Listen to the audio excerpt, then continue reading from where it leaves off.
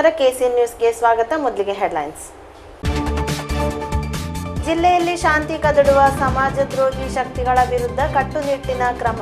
ಸಾಮಾಜಿಕ ಜಾಲತಾಣಗಳಲ್ಲಿ ಕೋಮು ಭಾವನೆ ಕೆರಳಿಸುವ ರೀತಿಯಲ್ಲಿ ಅಪಪ್ರಚಾರ ನಡೆಸುವವರ ವಿರುದ್ಧ ಸೂಕ್ತ ಕ್ರಮ. ಜಿಲ್ಲಾ ಪೊಲೀಸ್ ವರಿಷ್ಠಾಧಿಕಾರಿ ಎಚ್ಚರಿಕೆ. ಬುಧವಾರ ವಿಶ್ವ ಯೋಗ ದಿನಾಚರಣೆ. ಶಾಲಾ ಕಾಲೇಜು ಸಂಘ ಸಂಸ್ಥೆಗಳಲ್ಲಿ ಯೋಗ ಪ್ರದರ್ಶನ ನೀಡಲು ಸಿದ್ಧತೆ ಪೂರ್ಣ. ಮಾನವ ಆರೋಗ್ಯ ಕಾಪಾಡಲು ಯೋಗ ಉಪಯೋಗಪ್ರದವಾಗುವ ವಿದ್ಯೆ. ಆರೋಗ್ಯ ವಿಮೆ ಹೆಸರಿನಲ್ಲಿ ಹಗಲು ದರೋಡೆ ನಡೆಯುತ್ತಿದೆ ಎಂದು ಆರೋಪಿಸಿ ಎನ್ಜಿಒ ಅಸೋಸಿಯೇಷನ್ ವತಿಯಿಂದ ಜಿಲ್ಲಾಧಿಕಾರಿ ಕಚೇರಿಗೆ ಮಾರ್ಚ್. ಮಳೆಗಾಲದಲ್ಲಿ ಕಳ್ಳರ ಕಾಟ. ಸಾರ್ವಜನಿಕರು, ವ್ಯಾಪಾರ ಸಂಸ್ಥೆಗಳು, ಆರಾಧನಾಲಯಗಳು ಮುಂಜಾಗ್ರತಾ ಸುರಕ್ಷತಾ ಕ್ರಮಗಳನ್ನು ಕೈಗೊಳ್ಳಬೇಕೆಂದು ವರಿಷ್ಠ ಪೊಲೀಸ್ ಅಧಿಕಾರಿಗಳಿಂದ ಸೂಚನೆ. ಕಾಸರಗೋಡು ನಗರಸಭೆಯ ಕಡಪುರ 36ನೇ ವಾರ್ಡ್ನಲ್ಲಿ ಜುಲೈ 18ರಂದು ಉಪಚುನಾವಣೆ. ತಂತ್ರಗಳು ರೂಪಿಸುತ್ತಿರುವ ಬಿಜೆಪಿ ಯುಡಿಎಫ್. ಇದೀಗ ವಾರ್ತೆಗಳು ವಿವರವಾಗಿ. ಕಾಸರಗೋಡಿನಲ್ಲಿ ನಡೆಯುವ ವೈಯಕ್ತಿಕ ಕಲಹಗಳಿಗೆ ಕೋಮು ಬಣ್ಣ ನೀಡಿ ಅಪಪ್ರಚಾರ ನಡೆಸಿ ಸಮಾಜದ ಶಾಂತಿ ಕದಡಲು ಯತ್ನಿಸುವ ಸಮಾಜದ್ರೋಹಿ ಶಕ್ತಿಗಳ ವಿರುದ್ಧ ಕಠಿಣ ಕ್ರಮ ಕೈಗೊಳ್ಳುವುದಾಗಿ ಜಿಲ್ಲಾ ಪೊಲೀಸ್ ವರಿಷ್ಠಾಧಿಕಾರಿ ಕೆಜಿ ಸೈಮನ್ ಕೆಸಿಎನ್ ನ್ಯೂಸ್ಗೆ ತಿಳಿಸಿದ್ದಾರೆ. ಅಮಲು ಪದಾರ್ಥಗಳನ್ನು ಸೇವಿಸಿ ನಡೆಸುವ ವೈಯಕ್ತಿಕ ಜಗಳಕ್ಕೆ ಕೋಮು ಬಣ್ಣ ಬಳಿಯಲು ಯತ್ನಿಸಬಾರದೆಂದು, ಶಾಂತಿ ಸಮಾಧಾನ ನೆಲೆಗೊಳಿಸಲು ಪೊಲೀಸರು ನಡೆಸುವ ಕ್ರಮಗಳಿಗೆ ಜನರ ಪೂರ್ಣ ಸಹಕಾರ ಅಗತ್ಯವೆಂದು ಜಿಲ್ಲಾ ವರಿಷ್ಠ ಪೊಲೀಸ್ ಅಧಿಕಾರಿ ಕೆಜಿ ಸೈಮನ್ ಹೇಳಿದರು. ಸಾಮಾಜಿಕ ಜಾಲತಾಣಗಳಲ್ಲಿ ಉತ್ಪ್ರೇಕ್ಷಿತ ವರದಿಗಳನ್ನು ನೀಡಿ ಅಪಪ್ರಚಾರ ನಡೆಸುತ್ತಿರುವವರ ವಿರುದ್ಧವೂ ಕಠಿಣ ಕ್ರಮ ಕೈಗೊಳ್ಳಲಾಗುವುದೆಂದು ಅವರು ಹೇಳಿದರು. ಮೊಗ್ರಾಲ್ ಪುತ್ತೂರಿನ ಮಜಲ್ ರಸ್ತೆಯಲ್ಲಿ ನಡೆದ ಘಟನೆ ಹಾಗೂ ಸೋಮವಾರ ರಾತ್ರಿ ಸೂರ್ಲಿನಲ್ಲಿ ನಡೆದ ಕಲಹಗಳ ಬಗ್ಗೆ ಕೋಮು ಬಣ್ಣ ಬಳಿದು ಗಲಭೆ ಸೃಷ್ಟಿಸಲು ನಡೆಸುವ ಯತ್ನವನ್ನು ಮಟ್ಟ ಹಾಕಲಾಗುವುದೆಂದು ಜಿಲ್ಲಾ ಪೊಲೀಸ್ ವರಿಷ್ಠಾಧಿಕಾರಿ ಕೆಜಿ ಸೈಮನ್ ಹೇಳಿದ್ದಾರೆ. ഇന്നലെ മിഞ്ഞാന്നൊക്കെയായി ചില കാര്യങ്ങൾ അത് ഇതുവരെ യാതൊരു ബന്ധമില്ലാത്തതാണ്. അത് മദ്യപിച്ചിട്ടുള്ള ചില കാര്യങ്ങളാണ് ഇപ്പോൾ ഉണ്ടായിരിക്കുന്നത്. അതിൻ്റെ പുറത്ത്, ആ പ്രശ്നത്തിൻ്റെ പുറത്ത് ഏതെങ്കിലും തരത്തിലുള്ള മുതലെടുപ്പിന് വേണ്ടി ശ്രമിക്കുന്ന ആരെങ്കിലും ഉണ്ടെങ്കിൽ അത് നിർത്തണം. നിർത്തിയില്ലെങ്കിൽ അത് വലിയ ദോഷം ചെയ്യും എന്നുള്ള കാര്യത്തിൽ തർക്കവുമില്ല. അതോടൊപ്പം തന്നെ വാട്സപ്പിൽ കൂടി അല്ലാതെയുള്ള മെസ്സേജുകൾ പാസ് ചെയ്യുന്നത് ഞങ്ങൾ ശ്രദ്ധയിൽപ്പെട്ടിട്ടുണ്ട്. നേരത്തെ വാട്സപ്പിലുള്ള മെസ്സേജുകൾ പാസ് ചെയ്യുകയെല്ലാം ചെയ്തവരുടെ പേര് കേസ് രജിസ്റ്റർ ചെയ്ത് അതിപ്പോൾ അന്വേഷണത്തിൽ നടന്നുകൊണ്ടിരിക്കുകയും 1-2 കേസുകൾ അതിൻ്റെ അവസാന ഘട്ടത്തിലുമാണ്. അതുപോലെ തന്നെ ഇപ്പോൾ സൈബർ സെല്ല് മുഖേന ഇതിനെ സംബന്ധിച്ച് വാച്ച് ചെയ്യുന്നുണ്ട് എന്നുള്ള കാര്യം ഞാൻ ഈ സമയത്ത് ഓർപ്പിക്കുകയാണ്. കാസർഗോഡ് ജില്ലയിൽ ഇപ്പോൾ യാതൊരു പ്രശ്നവുമില്ല. ഒരു പ്രശ്നങ്ങളും ഇല്ലാതിരിക്കുമ്പോൾ എന്തെങ്കിലും തരത്തിലുള്ള പ്രശ്നം ഉണ്ടാക്കാൻ വേണ്ടി ആര് ശ്രമിക്കുകയാണെങ്കിൽ അത് ഒരു തരത്തിലും വെച്ചുപൊറിപ്പിക്കത്തില്ല എന്നും കൂടി ഞാൻ ഈ സമയത്ത് ഓർപ്പിക്കുന്നു. അത് സർവ്വശക്തി ഉപയോഗിച്ച് അത് അടിച്ചമർത്തുക തന്നെ ചെയ്യും എന്നുള്ള കാര്യം തർക്കവുമില്ല. അതുകൊണ്ട് ഒരു കാരണവശാലും ഇതിൻ്റെ പുറത്ത് ആരും മുതലെടുക്കാൻ വേണ്ടി ശ്രമിക്കരുത് എന്ന് ഞാൻ ഈ സമയത്ത് ഓർപ്പിക്കുകയാണ്. ഇത്രയും സംഭവങ്ങൾ ഉണ്ടായിക്കഴിയുമ്പോഴും സംഘടനയുടെ ഭാഗത്തു നിന്നുള്ള രാഷ്ട്രീയക്കാരും സംഘടന ഭാഗത്ത് നിൽക്കുന്നവരുമായിട്ടുള്ള ആൾക്കാർ തികച്ചും ഉത്തരവാദിത്വപൂർണ്ണമായിട്ടുള്ള സമീപനം എടുക്കും എന്ന് വിശ്വസിക്കുന്നു. മുൻപങ്ങനെ ഉണ്ടായിട്ടുണ്ട്, ഇനിയും ഉണ്ടാകും എന്നുള്ളത് തന്നെയാണ് എൻ്റെ വിശ്വാസം. പോലീസ് എടുക്കുന്ന എല്ലാ നടപടികളിലും ജനങ്ങളുടെ പരിപൂർണമായിട്ട് സഹകരണം വേണം എന്നും കൂടി ഞാൻ അഭ്യർത്ഥിക്കുകയാണ്. അതോടൊപ്പം തന്നെ കാസർഗോഡ് ജില്ലയിലെ എല്ലാ സംഘടനകളും ഇതിനോട് ഒരു പരിപൂർണമായിട്ടുള്ള അല്ലെങ്കിൽ അവരുടെ ഉത്തരവാദിത്വപൂർണ്ണമായിട്ടുള്ള ഒരു സമീപനം വേണം എന്നും കൂടെ ഞാൻ ഈ സമയത്ത് ഓർപ്പിക്കുകയാണ്. നേരത്തെ അങ്ങനെ ഉണ്ടായിട്ടുണ്ട്, ഇനിയും അങ്ങനെ തന്നെ ആയിരിക്കണം എന്ന് പ്രത്യേകിച്ച് ഞാൻ റിക്വസ്റ്റ് ചെയ്യുകയാണ്. ಹಳೆ ಸೂರೂರಿನಲ್ಲಿ ನಡೆದ ರಿಯಾಸ್ ಮೌಲವಿಯ ಕೊಲೆ ಪ್ರಕರಣದ ಆರೋಪಿಗಳ ವಿರುದ್ಧ ದೋಷಾರೋಪ ಪಟ್ಟಿಯನ್ನು ಈಗಾಗಲೇ ನ್ಯಾಯಾಲಯಕ್ಕೆ ಸಲ್ಲಿಸಲಾಗಿದೆ. ಸಾರ್ವಜನಿಕರು ಕಾನೂನು ಸುವ್ಯವಸ್ಥೆ ಕಾಪಾಡಲು ಪೊಲೀಸರು ನಡೆಸುವ ಕಾರ್ಯಕ್ಕೆ ಸಂಪೂರ್ಣ ಸಹಕಾರ ನೀಡಬೇಕೆಂದು ಪೊಲೀಸ್ ವರಿಷ್ಠಾಧಿಕಾರಿಗಳು ಹೇಳಿದ್ದಾರೆ. ಜೂನ್ 21ರಂದು ಬುಧವಾರ ವಿಶ್ವ ಯೋಗ ದಿನ. ಜಗತ್ತಿನಾದ್ಯಂತ ಯೋಗ ದಿನಾಚರಣೆ ನಡೆಯುತ್ತಿದ್ದು, ಕಾಸರಗೋಡು ಜಿಲ್ಲೆಯ ಬಹುತೇಕ ಶಾಲೆಗಳ ವಿದ್ಯಾರ್ಥಿಗಳಿಂದ ಯೋಗ ಪ್ರದರ್ಶನ ನಡೆಯಲಿದೆ. ಮಳೆ ಬಂದಲ್ಲಿ ಹಾಲ್ಗಳಲ್ಲಿ ಯೋಗ ಪ್ರದರ್ಶನ ನಡೆಯುವುದೆಂದು ನಾಯಮಾರ್ ಮೂಲೆ ಶಾಲೆಯ ಮುಖ್ಯ ಶಿಕ್ಷಕಿ ಲತಾಜಿ ಕೆಸಿಎನ್ಗೆ ತಿಳಿಸಿದ್ದಾರೆ. ಕಾಸರಗೋಡು ಜಿಲ್ಲೆಯ ಬಹುತೇಕ ಶಾಲೆಗಳಲ್ಲಿ ವಿಶ್ವ ಯೋಗ ದಿನಾಚರಣೆ ನಡೆಸಲು ಸಿದ್ಧತೆಗಳನ್ನು ಮಾಡಿಕೊಳ್ಳಲಾಗಿದೆ. മഴ ಬಂದಲ್ಲಿ വിദ്യാർത്ഥിಗಳಿಂದ ഹാളുകളിൽ യോഗ പ്രദർശനം ನಡೆಯುವುದು. നല്ലൊരു ഹാളൊക്കെ ഉണ്ടെങ്കിലാണ് നമുക്ക് നടത്താൻ പറ്റുക. മഴക്കാലമായതുകൊണ്ട് അതൊരു ബുദ്ധിമുട്ടുണ്ട്. പക്ഷെ ഇപ്പം നമുക്കിവിടെ സ്കൂളിൽ അതിനൊരു സൗകര്യമുണ്ട്. കാരണം ഇവിടെ ഇൻ്റർലോക്ക് ഇട്ട് നനയാത്ത രൂപത്തിലൊരു ഗ്രൗണ്ട് നമുക്കുള്ളത് കൊണ്ട് SPC കുട്ടികളെ വെച്ചുകൊണ്ട് നാളെ രാവിലെ 8:30 യോഗ തുടങ്ങാനാണ് ഉദ്ദേശിക്കുന്നത്. SPCയുടെ സീനിയേഴ്സും ജൂനിയേഴ്സുമായിട്ടുള്ള കുട്ടികൾ നാളെ രാവിലെ ഇവിടെ എത്തും. അവരോട് മാറ്റുകൊണ്ടുവരാൻ പറഞ്ഞിട്ടുണ്ട്. അതുപോലെ കൃത്യസമയത്ത് 8:30 തന്നെ എത്താൻ പറഞ്ഞിട്ടുണ്ട്. നോമ്പ് കാലമായതിനാൽ മറ്റു കുട്ടികൾ ഈ ഭക്ഷണം കഴിക്കാതിരിക്കുന്ന അവസ്ഥയിൽ യോഗ നടത്തുക എന്ന് പറഞ്ഞാലും കുറച്ച് ബുദ്ധിമുട്ടുണ്ട്. എന്നിരുന്നാലും രാവിലെ അവർ ഭക്ഷണം കഴിക്കാതാണ് യോഗയ്ക്ക് വരേണ്ടത്. അപ്പോൾ രാവിലെ 5 മണിയാകുമ്പോഴത്തേക്ക് കുട്ടികളിപ്പോൾ ഭക്ഷണം കഴിഞ്ഞിട്ട് വരുന്നതാണ്. പിന്നെ അവർക്ക് വൈകുന്നേരം വരെ ക്ലാസ്സും നടത്തേണ്ടതാണ്. അപ്പോൾ കുറച്ച് കുട്ടികളെ ഉൾപ്പെടുത്തി എന്തായാലും നല്ല രീതിയിൽ നാളെ യോഗ SPC കുട്ടികളെ ഉൾപ്പെടുത്തിക്കൊണ്ട് നടത്താൻ നമ്മൾ തീരുമാനിച്ചിട്ടുണ്ട്. ಯೋಗವು ಋಷಿ ಮುನಿಗಳ ತಪಸ್ಸಿನ ಫಲವಾಗಿ ಮಾನವನ ಆರೋಗ್ಯ ಕಾಪಾಡಿಕೊಂಡು ಬರಲು ಉಪಯೋಗಪ್ರದವಾಗುವ ಒಂದು ಚಿಕಿತ್ಸಾ ಸ್ವರೂಪದಲ್ಲಿ ಬಂದಂತಹ ವಿದ್ಯೆ. ಸರಕಾರದ ನಿರ್ದೇಶನದಂತೆ ಯೋಗ ದಿನಾಚರಣೆಯನ್ನು ಶಾಲೆ ಕಾಲೇಜುಗಳಲ್ಲಿ ನಡೆಸಲಾಗುವುದು. ಸರಕಾರೇತರ ಸಂಸ್ಥೆಗಳು ಕೂಡ ಯೋಗ ಪ್ರದರ್ಶನವನ್ನು ಹಮ್ಮಿಕೊಳ್ಳಲಿದೆ. ಯೋಗದಿಂದ ಜನರ ಆರೋಗ್ಯ ಸುಧಾರಣೆಯಾಗಿ ಸಬಲರಾದಂತಹ ಪ್ರಜೆಗಳ ಸೃಷ್ಟಿಗೆ ಕಾರಣೀಭೂತವಾಗುವುದು. ಅದರ ಜೊತೆಗೆ ಬೌದ್ಧಿಕವಾಗಿ ಒಳ್ಳೆಯ ಚುರುಕಾದಂತಹ ಯುವಕರು ದೇಶದಲ್ಲಿ ತಯಾರಾಗುತ್ತಾರೆ. ಯೋಗ ಅನ್ನುವಂಥದ್ದು ಎಲ್ಲ ವಯಸ್ಸಿಗೆ ಸಂಬಂಧಪಟ್ಟದ್ದು. ಇದರಲ್ಲಿ ಜಾತಿ, ಮತ, ಧರ್ಮ, ಪಂಥ, ವಯಸ್ಸು ಇದ್ಯಾವುದೂ ಸಂಬಂಧವಿರುವುದಿಲ್ಲ. ಈಗಿನ ಪ್ರಧಾನಿ ನರೇಂದ್ರ ಮೋದಿಯವರು ಯೋಗದ ಮಹತ್ವವನ್ನು ಜಗತ್ತಿನಾದ್ಯಂತ ತಿಳಿಯಪಡಿಸಲು ಪ್ರಯತ್ನಿಸಿ ಸಫಲರಾಗಿದ್ದಾರೆ. ಪ್ರತಿ ವರ್ಷ ಜೂನ್ 21ರಂದು ಜಗತ್ತಿನಾದ್ಯಂತ ವಿಶ್ವ ಯೋಗ ದಿನವನ್ನು ಆಚರಿಸಲಾಗುತ್ತಿದೆ. ಆರೋಗ್ಯ ಇನ್ಶೂರೆನ್ಸ್ನಲ್ಲಿ ನಡೆಯುವ ಹಗಲು ದರೋಡೆಯನ್ನು ಕೊನೆಗೊಳಿಸಬೇಕು ಮೊದಲಾದ ಬೇಡಿಕೆಗಳನ್ನೊಡ್ಡಿ NGO ಅಸೋಸಿಯೇಷನ್ ಮಂಗಳವಾರ ಕಲೆಕ್ಟರೇಟ್ ಮಾರ್ಚ್ ನಡೆಸಿತು. ಮಾರ್ಚ್ ಅನ್ನು ಅಸೋಸಿಯೇಷನ್ನ ರಾಜ್ಯ ಸೆಕ್ರೆಟರಿಯೇಟ್ ಸದಸ್ಯ MJ ಬೋಸ್ ಚಂದ್ರ ಉದ್ಘಾಟಿಸಿದರು. ಆರೋಗ್ಯ ವಿಮೆ ಹೆಸರಿನಲ್ಲಿ ನಡೆಯುತ್ತಿರುವ ಹಗಲು ದರೋಡೆಯನ್ನು ಕೊನೆಗೊಳಿಸಬೇಕು. ಸರ್ಕಾರದ ವಂತಿಗೆಯನ್ನು ಖಾತ್ರಿಗೊಳಿಸಬೇಕು. OP ಚಿಕಿತ್ಸೆಯ ವೆಚ್ಚವನ್ನು ಮತ್ತು ಇನ್ಶೂರೆನ್ಸ್ ಮೊತ್ತದ ಮಿತಿಯನ್ನು ತೆಗೆದುಹಾಕಬೇಕು.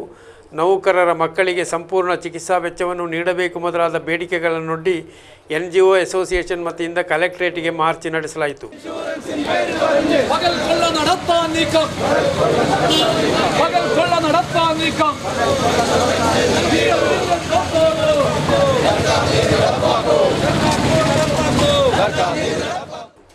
മാർച്ചನ್ನು NGO അസോസിയേഷൻ രാജ്യ സമിതി സദസ്യ MJ ബോസ് ചന്ദ്രൻ ഉദ്ഘാಟಿಸಿದರು.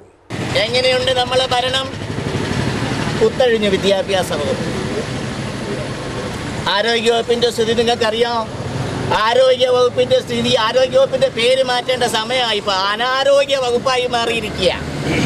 തദ്ദേശ സ്വയംഭരണ സ്ഥാപനങ്ങൾ ഫണ്ട് ഉപയോഗിച്ചുകൊണ്ട് മരുന്ന് സപ്ലൈ ഓർഡർ കൊടുത്താൽ മരുന്ന് കിട്ടാനില്ല. മെഡിക്കൽ സർവീസ് കോർപ്പറേഷൻ എന്നുള്ള സംഗതി നിങ്ങൾക്കറിയാമല്ലോ. അതിൻ്റെ പേരിപ്പം മാറ്റേണ്ട സമയം കഴിഞ്ഞു. Medical service corporation. DCC ಕಾರ್ಯದರ್ಶಿ ಕೇಶವ ಪ್ರಸಾದ್ ನಾಣಿತ್ತಿಲು ಅಧ್ಯಕ್ಷತೆ ವಹಿಸಿದ್ದರು. PV ರಮೇಶನ್, AV Rajagopalan, KC Sujit Kumar, E Damodaran, ಮೀನಾ ಕುಮಾರಿ, ಲೋಕೇಶ್ MB ಆಚಾರ್ ಮೊದಲಾದವರು ನೇತೃತ್ವ ವಹಿಸಿದ್ದರು. ಮಳೆಗಾಲದಲ್ಲಿ ಕಳ್ಳರ ಬಗ್ಗೆ ಜಾಗೃತರಾಗಬೇಕೆಂದು ಜಿಲ್ಲಾ ಪೊಲೀಸ್ ವರಿಷ್ಠಾಧಿಕಾರಿ KG ಸೈಮನ್ ಜನರಿಗೆ ಎಚ್ಚರಿಕೆ ನೀಡಿದ್ದಾರೆ.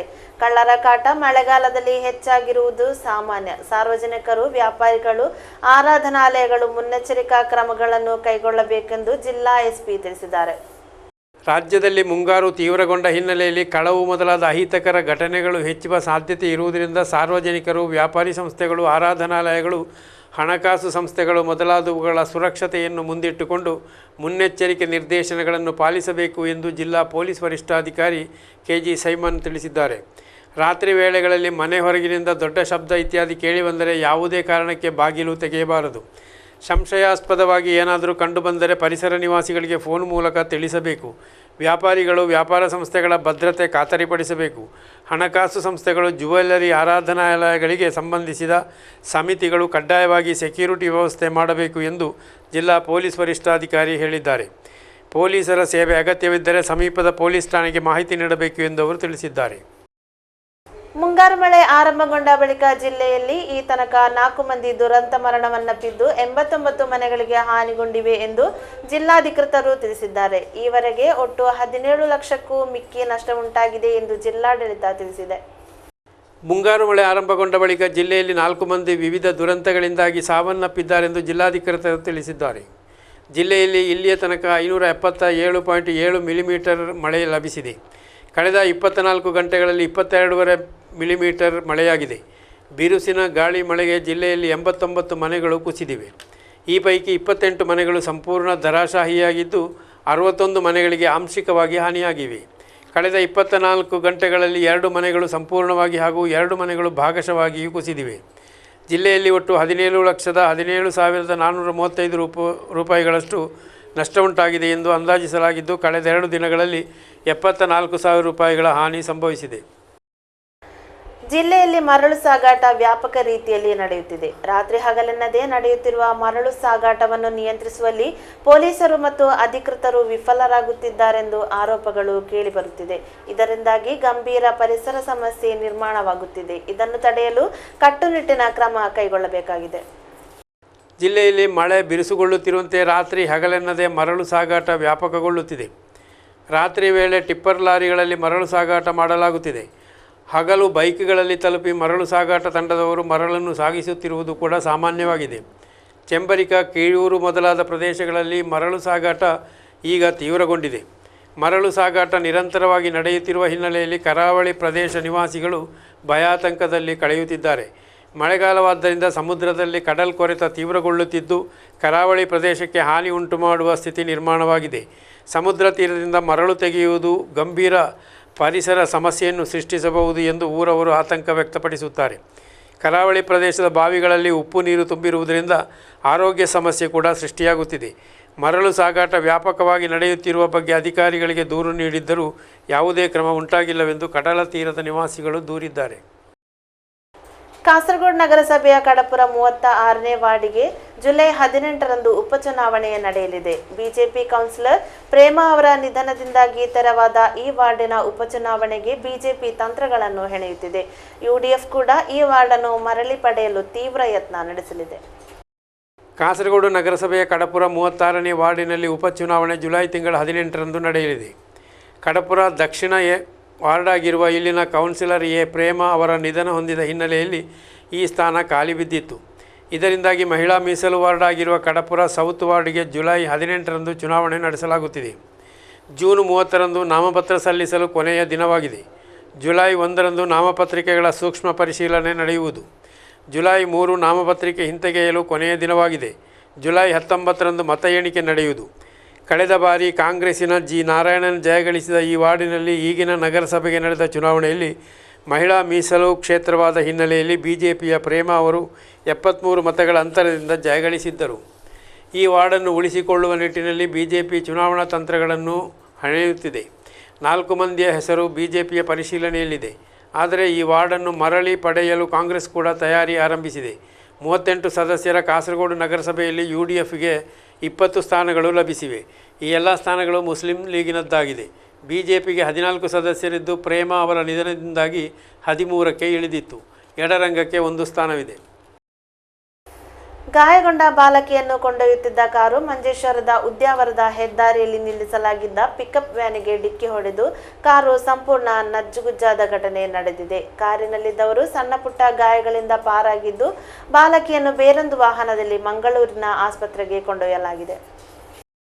ತಲೆಗೆ ಕಬ್ಬಿಣದ ಸರಳೊಂದು ನುಗ್ಗಿ ಚಿಂತಾಜನಕ ಸ್ಥಿತಿಯಲ್ಲಿದ್ದ ಬಾಲಕಿಯನ್ನು ಕೊಂಡೊಯ್ಯುತ್ತಿದ್ದ ಸ್ವಿಫ್ಟ್ ಕಾರೊಂದು ಹೆದ್ದಾರಿ ರಸ್ತೆ ಮಧ್ಯದಲ್ಲಿ ನಿಲ್ಲಿಸಲಾಗಿದ್ದ ಪಿಕಪ್ ವಾಹನವೊಂದಕ್ಕೆ ಡಿಕ್ಕಿ ಹೊಡೆದು ಕಾರು ಸಂಪೂರ್ಣವಾಗಿ ನಜ್ಜುಗುಜ್ಜಾಗಿದೆ.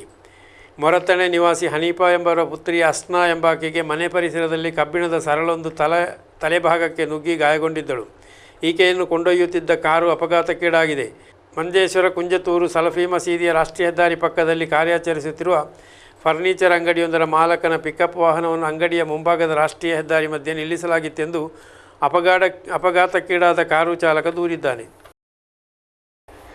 ಡಿವೈಎಫ್ಐ ಕುಂಜತೂರು ವಿಲೇಜ್ ಸಮಿತಿಯ ವತಿಯಿಂದ ಕುಂಜತೂರು ಹೈಯರ್ ಸೆಕೆಂಡರಿ ಶಾಲೆಯ 5ನೇ ತರಗತಿಯ ವಿದ್ಯಾರ್ಥಿಗಳಿಗೆ ಸೋಮವಾರದಂದು ಶಾಲಾ ಬ್ಯಾಗ್ ಅನ್ನು ವಿತರಿಸಲಾಯಿತು. ಕಾರ್ಯಕ್ರಮವನ್ನು ಡಿವೈಎಫ್ಐ ಮಂಜೇಶ್ವರ ಬ್ಲಾಕ್ ಕಾರ್ಯದರ್ಶಿ ಸಾದಿಕ್ ಚೆರುಗೋಳಿ ಉದ್ಘಾಟಿಸಿದರು. ಡಿವೈಎಫ್ಐ ಕುಂಜತೂರು ವಿಲೇಜ್ ಸಮಿತಿಯ ವತಿಯಿಂದ ಕುಂಜತೂರು ಹೈಯರ್ ಸೆಕೆಂಡರಿ ಶಾಲೆಯ 5ನೇ ತರಗತಿ ವಿದ್ಯಾರ್ಥಿಗಳಿಗೆ ಶಾಲಾ ಬ್ಯಾಗ್ ಅನ್ನು ವಿತರಿಸಲಾಯಿತು. ಶಾಲಾ ಪ್ರಾಂಶುಪಾಲ ಅಗಸ್ಟಿನ್ ಬರ್ನಾಡ್ ರವರ ಅಧ್ಯಕ್ಷತೆಯಲ್ಲಿ ಜರುಗಿದ ಕಾರ್ಯಕ್ರಮವನ್ನು ಡಿವೈಎಫ್ಐ ಮಂಜೇಶ್ವರ ಬ್ಲಾಕ್ ಕಾರ್ಯದರ್ಶಿ ಸಾದಿಕ್ ಚೆರುಗೋಳಿ ಉದ್ಘಾಟಿಸಿದರು.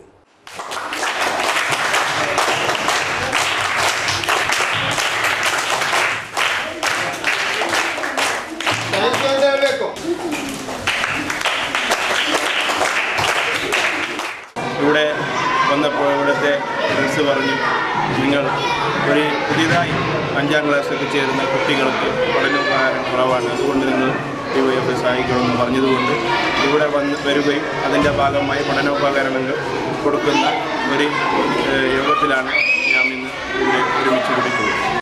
ಈ ಸಂದರ್ಭದಲ್ಲಿ ಅಶ್ರಫ್ ಕುಂಜತೂರು, ಬದ್ರುದ್ದೀನ್, ಯಾಕೂಬ್, ಗಂಗಾಧರ ಮೊದಲಾದವರು ಉಪಸ್ಥಿತರಿದ್ದರು. ಸೋಮವಾರ ರಾತ್ರಿ ಸೂರ್ಲಿನಲ್ಲಿ 2 ತಂಡಗಳ ಮಧ್ಯೆ ಘರ್ಷಣೆ ನಡೆದು 2 ಗಾಯಗೊಂಡಿದ್ದಾರೆ. ಘರ್ಷಣೆಯಿಂದಾಗಿ ಓರ್ವನಿಗೆ ಇರಿತದ ಗಾಯಗಳಾಗಿದ್ದು ಆತನನ್ನು ಮಂಗಳೂರಿನ ಆಸ್ಪತ್ರೆಗೆ ದಾಖಲಿಸಲಾಗಿದೆ. ಇನ್ನೋರ್ವ ಕಾಸರಗೋಡಿನ ಆಸ್ಪತ್ರೆಯಲ್ಲಿ ಚಿಕಿತ್ಸೆ ಪಡೆಯುತ್ತಿದ್ದಾನೆ. ಸೂರ್ಲಿನಲ್ಲಿ ಸೋಮವಾರ ರಾತ್ರಿ 2 ತಂಡಗಳ ಮಧ್ಯೆ ಘರ್ಷಣೆ ನಡೆದಿದ್ದು ಇದರಲ್ಲಿ 2 ಗಾಯಗೊಂಡಿದ್ದಾರೆ. ಸೂರ್ಲು ನಿವಾಸಿ ಅಲ್ತಾಫ್ ಹಾಗೂ ಕರಂದಕಾಡಿನ ಸಂದೀಪ್ ಎಂಬುವರು ಘರ್ಷಣೆಯಲ್ಲಿ ಗಾಯಗೊಂಡವರಾಗಿದ್ದಾರೆ. ಈ ಪೈಕಿ ಅಲ್ತಾಫ್ ಇರಿತದಿಂದ ಗಾಯಗೊಂಡಿರುವುದಾಗಿ ಹೇಳಲಾಗುತ್ತಿದೆ. ಈತನನ್ನು ಮಂಗಳೂರಿನ ಆಸ್ಪತ್ರೆಯಲ್ಲಿ ದಾಖಲಿಸಲಾಗಿದೆ. ಕರಂದಕಾಡಿನ ಸಂದೀಪ್ನನ್ನು ಕಾಸರಗೋಡಿನ ಖಾಸಗಿ ಆಸ್ಪತ್ರೆಯಲ್ಲಿ ದಾಖಲಿಸಲಾಗಿದೆ. ಸೋಮವಾರ ರಾತ್ರಿ ಸೂರ್ಲಿನ ಫಾಸ್ಟ್ ಫುಡ್ ಹೋಟೆಲ್ ಬಳಿ ಘಟನೆ ನಡೆದಿದೆ. ಸೂರ್ಲಿನ ಅಲ್ತಾಫ್ ಮತ್ತು ಫಯಾಜ್ ರಾತ್ರಿ ಫಾಸ್ಟ್ ಫುಡ್ ಹೋಟೆಲಿಗೆ ಆಹಾರ ಸೇವಿಸಲು ಬಂದಿದ್ದರೆನ್ನಲಾಗಿದೆ. ಈ ವೇಳೆ ಬೈಕಿನಲ್ಲಿ ತಲುಪಿದ 3 ಮಂದಿ ಅಲ್ತಾಫ್ ಹಾಗೂ ಫಯಾಜ್ರ ಮೇಲೆ ಆಕ್ರಮಣ ನಡೆಸಿದ್ದಾರೆನ್ನಲಾಗಿದೆ. ಬಳಿಕ ಆಕ್ರಮಣ ನಡೆಸಿದ ತಂಡ 2 ಪರಾರಿಯಾಗಿದ್ದಾರೆ. ತಂಡದಲ್ಲಿದ್ದ ಸಂದೀಪ್ನನ್ನು ಅಲ್ಲಿ ಸೇರಿದವರು ಸೆರೆ ಹಿಡಿದು ಪೊಲೀಸರಿಗೆ ಒಪ್ಪಿಸಿದ್ದಾರೆ. ಘಟನೆಗೆ ಸಂಬಂಧಿಸಿ ಸ್ಥಳದಲ್ಲಿ ಮೊಹಮ್ಮದ್ ಅಕ್ಬರ್ ಮುಸೂದ್ ಎಂಬವರ ದೂರಿನಂತೆ ಸಂದೀಪ್ ಸಹಿತ 3 ಮಂದಿ ವಿರುದ್ಧ ಕೇಸು ದಾಖಲಿಸಿಕೊಂಡಿರುವುದಾಗಿ ಪೊಲೀಸರು ತಿಳಿಸಿದ್ದಾರೆ. ಘಟನೆಯ ಹಿನ್ನೆಲೆಯಲ್ಲಿ ಪೊಲೀಸ್ ಬಿಗು ಬಂದೋಬಸ್ತ್ ಏರ್ಪಡಿಸಲಾಗಿದೆ. ಜೈವಿಕ ಬಾಳೆ ಕೃಷಿ ಮೂಲಕ ಆದಾಯವನ್ನು ಸಂಪಾದಿಸುವ ಉದ್ದೇಶದಿಂದ ಉದಿನೂರು ಕೊವ್ವಲ್ ಇಎಂಎಸ್ ವಾಚನಾಲಯದ ಕಾರ್ಯಕರ್ತರು ಗಮನಾರ್ಹ ಸಾಧನೆ ಮಾಡಿದರು. ಸುಮಾರು 3,000ದಷ್ಟು ನೇಂದ್ರ ಬಾಳೆ ಗಿಡಗಳನ್ನು ನೆಟ್ಟು ಬೆಳೆಸಿ ಬಾಳೆಗೊನೆಗಳನ್ನು ಕೊಯ್ದು ಮಾರಾಟ ಮಾಡಲಾಯಿತು. ಪ್ರಾಂತ್ಯ ತೋಟಗಾರಿಕಾ ಇಲಾಖೆ ಹಾಗೂ ಪಡನ ಕೃಷಿ ಇಲಾಖೆಯ ವತಿಯಿಂದ ಬಾಳೆ ಕೃಷಿ ನಡೆಸಲಾಯಿತು. ಇಎಂಎಸ್ ವಾಚನಾಲಯ ವತಿಯಿಂದ ಕಾರ್ಯಕ್ರಮ ಆಯೋಜಿಸಲಾಗಿತ್ತು. 1 ಎಕರೆ ಸ್ಥಳದಲ್ಲಿ ಬಾಳೆ ಕೃಷಿಯನ್ನು ನಡೆಸಲಾಯಿತು. ഇഎംഎസ് സ്മാരക വായനശാലയുടെ നേതൃത്വത്തിൽ 5 ആൾക്കാർ കൂടി കൃഷിയായിട്ട് നേന്ത്രവാഴ കൃഷി പഠന കൃഷിഭവൻ്റെ നേതൃത്വത്തിൽ ഇതിനു വേണ്ട എല്ലാ സഹായ സഹകരണങ്ങളും കൃഷി ഓഫീസർ മുഖാന്തരം തന്നിട്ടുണ്ട്.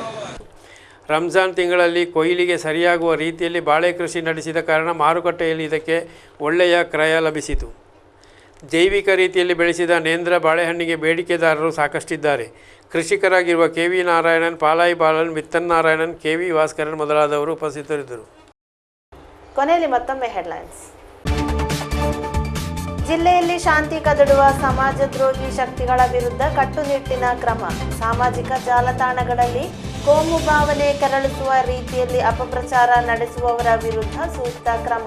ಜಿಲ್ಲಾ ಪೊಲೀಸ್ ವರಿಷ್ಠಾಧಿಕಾರಿ ಎಚ್ಚರಿಕೆ.